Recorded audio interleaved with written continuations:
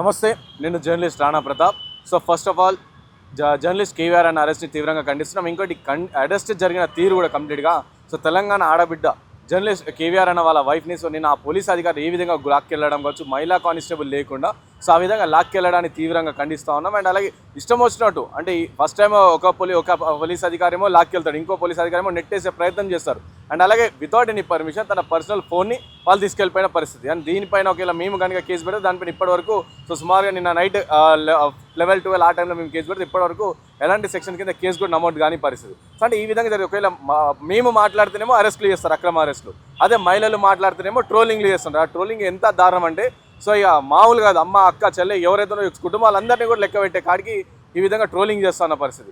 And last time కూడా కరెక్ట్గా 3 months before April 19th ఇదే ప్లేస్లో ఇదే వెనక సైడ్ సో మేము ఇదే కేవీఆర్ని అప్పుడు అరెస్ట్ చేసే ప్రయత్నం చేస్తే దాని నెక్స్ట్ డే మళ్ళీ మేము ప్రెస్ మీట్ పెట్టినప్పుడు సో అప్పుడు కూడా సేమ్ ఈ విధంగా మేము మాట్లాడినప్పుడు ఈ విధంగా ఈ దాడిని అంతా కూడా ఈ అరెస్ట్ని కానీ ఖండించినప్పుడు సో మాకు వాళ్ళకి మేము ఎక్కడైతే మాట్లాడతాం ఫేస్బుక్ కావచ్చు, ఇన్స్టాగ్రామ్ కావచ్చు, యూట్యూబ్లో ఎక్కడైతే వీడియోస్ అప్లోడ్ అయితే అక్కడ ఈ బీజేపీ కూటమి ప్రభుత్వం టీడీపీ కావచ్చు, బీజేపీ కావచ్చు, సో జనసేన ఇవన్నీ కలిసి సో లీగల్ రిక్వెస్ట్ పంపిస్తే ఎవరికి ఫేస్బుక్, ఇన్స్టా, ట్విట్టర్ వీళ్ళందరూ కూడా లీగల్ రిక్వెస్ట్ పంపించి ఇది హ్యూమన్ రైట్ అసాసినేషన్ జరుగుతుంది కాబట్టి ఈ కంటెంట్ ఇండియాలో రెస్ట్రిక్ట్ చేయండి అని చెప్తారు. సో ఇక్కడ ఇదంతా కూడా ఇవంతా కూడా చాలా మంది చెప్పారు కాబట్టి సో ఎక్కడ హ్యూమన్ రైట్ అసాసినేషన్ జరుగుతుంది? సో మీరు చేస్తున్నారా, మేము చేస్తున్నామా?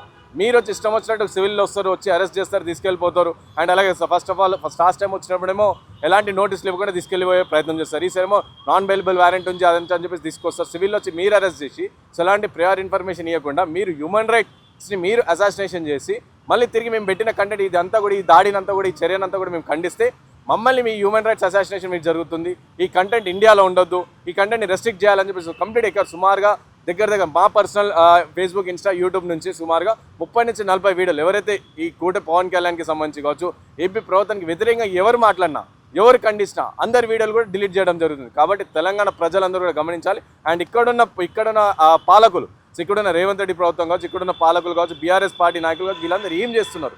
ఇంత తెలంగాణలో ఇంత విధ్వంసం జరుగుతుంది. రైతులకు సంబంధించి విధ్వంసం జరుగుతుంది, విద్యార్థులకు సంబంధించి విధ్వంసం జరుగుతుంది, నిరుద్యోగులకు సంబంధించి విధ్వంసం జరుగుతుంది. సో ప్రతిది ఎవడు కూడా తెలంగాణ రాష్ట్రంలో ఇటు తెలంగాణలో ఎవడు కూడా సంతోషం లేకుండా పోతుంది. సో దీన్ని ఈ విధంగా జరుగుతున్న దాడులన్నీ కూడా ఖండించే వాడు కూడా లేడు. మళ్ళీ ఏమంటే మేము తెలంగాణ తీసుకొచ్చామని ఒకడు మాట్లాడతాడు, తెలంగాణకి ఇంత పొడిచామని చెప్పేసి ఇంకొకరు మాట్లాడతారు. అంటే ఇంత జరుగుతున్నా కానీ ఇటు బీఆర్ఎస్ పార్టీ కావచ్చు, బీజేపీ పార్టీ ఎలాగో మాట్లాడదు అనుకోండి, సో కాంగ్రెస్ పార్టీ కావచ్చు ఎవరు కూడా మాట్లాడతలేని పరిస్థితి. కాబట్టి తెలంగాణ ప్రజలే స్టాండ్ తీసుకోవాలి, తెలంగాణ ప్రజలే దీనిపైన మాట్లాడాలని చెప్పేసి మేము డిమాండ్ చేస్తామని కోరుకుంటున్నాం.